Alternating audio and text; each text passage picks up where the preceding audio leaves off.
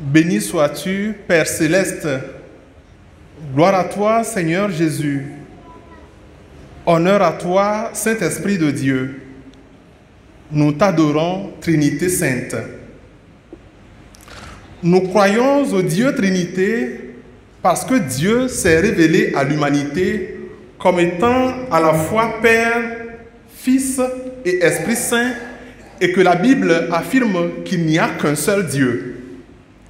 Dans la première lecture tirée du livre du Deutéronome, Moïse proclame « C'est le Seigneur qui est Dieu. Là-haut dans le ciel comme ici-bas sur la terre, il n'y en a pas d'autre. Oui, il n'y a pas d'autre Dieu que notre Dieu, l'unique qui s'est révélé en trois personnes. Trois personnes égales en divinité et en dignité, trois personnes existant de toute éternité. C'est le seul cas, bien-aimé du Seigneur, où un est égal à trois et trois égal à un. Notre Dieu est infiniment au-dessus de ce que l'on peut imaginer. Et pour grandir dans le mystère de notre Dieu, il faut se repentir et se laisser saisir et conduire par lui.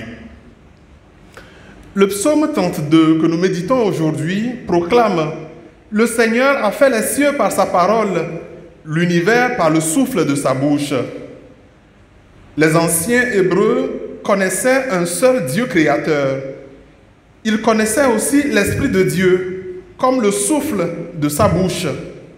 Mais ils n'ont pas reconnu l'Esprit de Dieu comme une personne divine.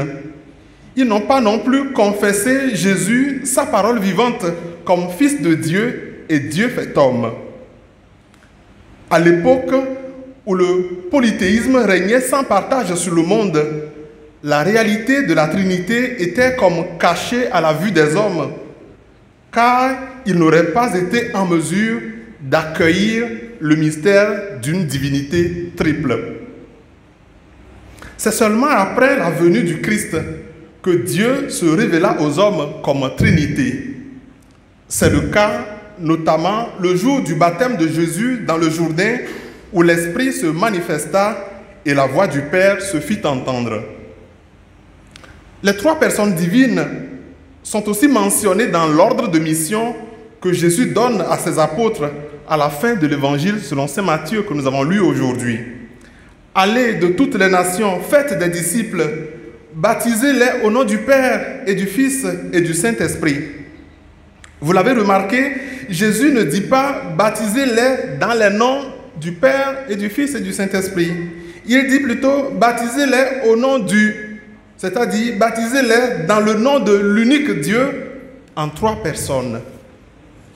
Nous croyons en la Trinité divine, car le Père est notre Créateur, le Fils est notre Sauveur et l'Esprit Saint est notre Sanctificateur.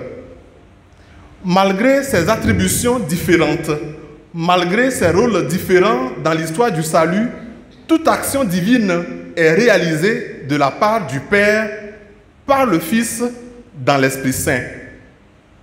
Le Fils est l'agent par lequel le Père fait toutes choses, alors que l'Esprit Saint est la puissance par laquelle Dieu accomplit ses œuvres. Dieu le Père est celui de qui nous sommes ce que nous sommes. Dieu le Fils est celui par qui nous sommes. Dieu Esprit Saint, celui en qui nous sommes. Dieu le Père est celui de qui nous sommes. Nous sommes de lui parce qu'il est le principe vers lequel toute notre vie est orientée. Il est la suprême origine de toutes choses. Même le Fils et l'Esprit Saint procèdent de lui. Dieu le Fils est celui par qui nous sommes ce que nous sommes. Il est celui par qui nous sommes parce qu'il est le modèle de toutes choses, parce que tout a été fait par lui et tout se rapporte à lui. Il est le modèle que nous suivons dans notre vie avec Dieu et avec les humains. Dieu, Esprit Saint, est celui en qui nous sommes. Il est celui en qui nous sommes parce qu'il est l'amour du Père et du Fils. Amour fait don aux hommes. Il est le lien de communion qui nous fait désirer ardemment Dieu et qui nous attire sans cesse vers l'autre. Jésus dit à ses disciples, baptisez-les au nom du Père et du Fils et du Saint-Esprit. Faisons 3 remarques. La première sur le nom, le fait d'être baptisé dans le nom de Dieu. La deuxième sur la vie chrétienne dans la Sainte Trinité. Et la troisième sur la prière chrétienne. Le nom de Dieu. Le nom dans la Bible désigne souvent la personne. Ainsi, que ton nom soit sanctifié peut se traduire que ta personne soit sanctifiée, que ta personne soit adorée, glorifiée. Par le baptême, nous sommes immergés dans la fontaine de vie et de grâce des personnes divines et nous devenons des créatures nouvelles. Les personnes divines nous rendent capables d'une vie surnaturelle. Elles nous rendent capables d'une foi inébranlable à Dieu, capables d'espérer en lui et de l'aimer. Par l'immersion dans la vie de la Trinité, les baptisés reçoivent le don d'aimer Dieu comme celui-ci aime ses créatures. Ils sont équipés pour vivre dans le monde avec la docilité du Fils de Dieu et avec la tendresse du Saint-Esprit. Marqué du sceau de la vie surnaturelle, le baptisé reçoit la force d'en haut pour vivre et agir dans le monde sous la motion du Saint-Esprit. Et le témoignage intérieur de l'Esprit que nous ressentons avant de poser une action conforme à notre foi, c'est l'œuvre conjointe du Père et du Fils dans l'Esprit Saint qui habite en nous. Ainsi, la Trinité guide la vie de chaque baptisé par son Esprit. Et s'il n'en a pas souvent conscience, c'est pour la raison que la vie de l'Esprit est faible en lui. Si on ne se rend pas conscience, si on n'a pas conscience qu'on est guidé par le Saint-Esprit, conduit par Dieu au quotidien, c'est bien parce que les préoccupations du monde par leur voix étouffent la présence de Dieu en nous. C'est bien parce que les préoccupations charnelles sont si importantes que la voix de Dieu semble ne plus affleurer jusqu'à nos oreilles, jusqu'à notre cœur qui écoute.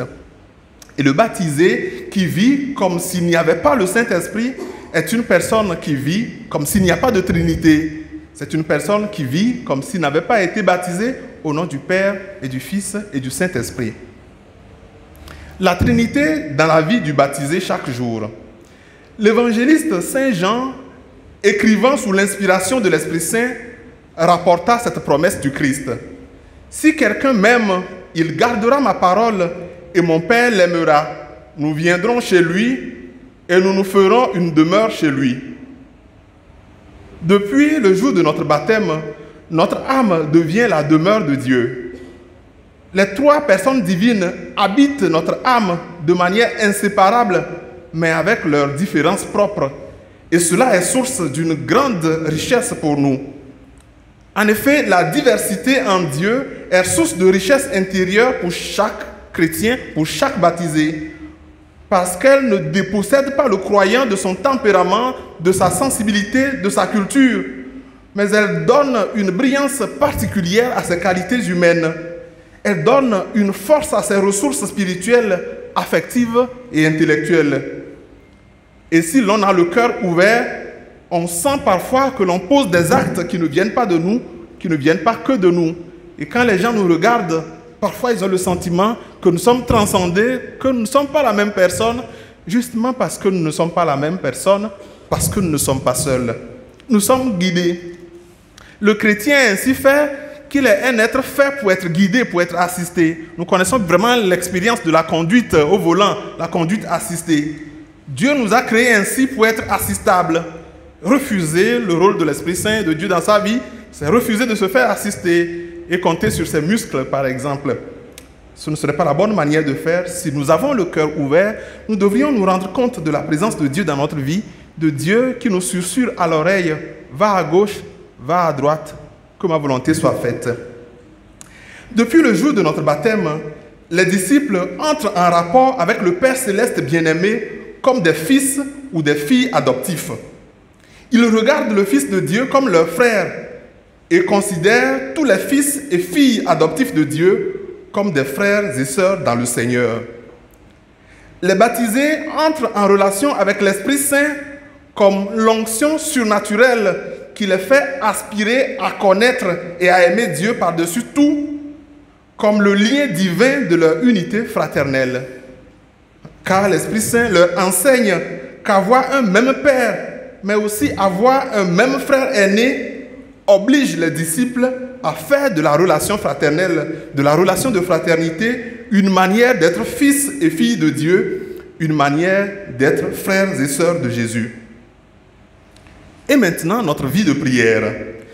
La vie de prière chrétienne est encadrée par le signe de la croix. Nous commençons par le signe de la croix, nous achevons notre prière par le signe de la croix.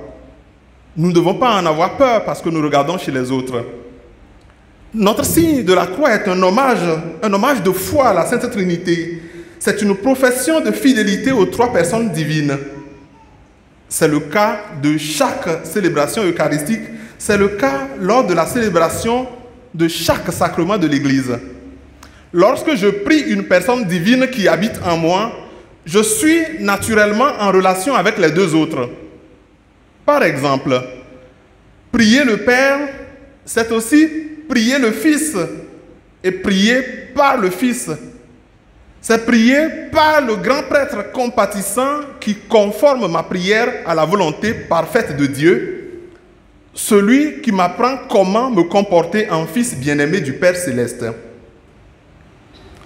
Prier le Père et le Fils, c'est encore prier avec l'Esprit Saint qui me communique la pensée de Dieu. Il m'insuffle les sentiments de Jésus vis-à-vis de son Père. L'Esprit me fait goûter les fruits du précieux sang de Jésus. Il me fait goûter combien Dieu est bon pour moi. L'Esprit stimule ma foi, me met en confiance, me procure la paix, la sérénité, la force d'âme, l'égalité d'âme. C'est tout ce que l'Esprit Saint fait et on ne peut pas vivre comme s'il n'y avait pas le Saint-Esprit. Bien-aimés du Seigneur, si nous avions conscience que la Trinité habite en nous, si nous croyons qu'elle est glorifiée par chaque acte que nous posons, nous ne ferions pas ce que nous voulons faire de notre vie. Si nous connaissions des chrétiens qui continuent à dire et à faire ce qu'il ne faut pas, c'est simplement parce qu'ils ne marchent pas dans l'esprit comme il convient. Si nous-mêmes, nous savions que nous sommes la demeure de l'Esprit Saint, si nous savions que nous sommes la demeure de Dieu sur cette terre, nous n'allions pas essayer de le laisser sans domicile par la légèreté de notre vie. Merci, Esprit Saint. Merci, Dieu créateur. Merci, Fils unique de Dieu. En toutes choses, donnons la première place à Dieu. En toutes choses, rendons gloire à Dieu. Rendons gloire au Père Tout-Puissant. Rendons gloire à son Fils Jésus-Christ, notre Seigneur, et à l'Esprit qui habite en nos cœurs. Faisons-le pour les siècles des siècles. Amen.